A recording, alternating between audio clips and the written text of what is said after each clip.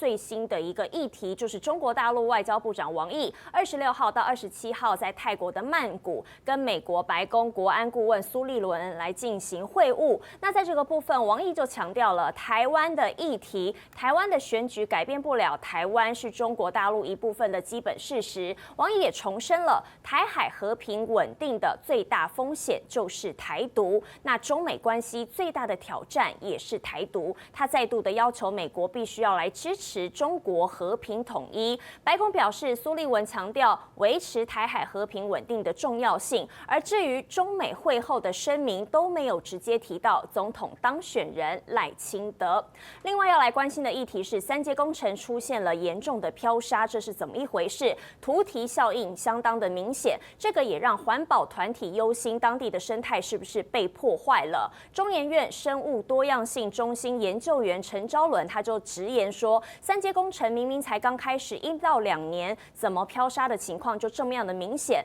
而目前工程都还没有完成，那忧心未来会变成什么样子？环管署长严旭明就表示了，会去找学者还有专家来进行讨论，还有确认，如果确实这环境跟原本评估的不太一样，就会请开发的单位提应变的措施。那紧接着我们要来关心大陆的经济。美国财政部长耶伦26号的时候说，最近出访北京的美国财政部官员有获得中国大陆方面的保证，尽管在大陆的金融还有房地产市场其实是比较动荡的，可是对方强调银行的表现相对良好，表现也是相当良好。那他表示，现阶段并没有看到对美国的经济产生巨大的外溢效应。那耶伦更进一步指出，美中经济工作小组不久之后就会在北京举行会议，会就大陆的经济情势进行更大规模的讨论。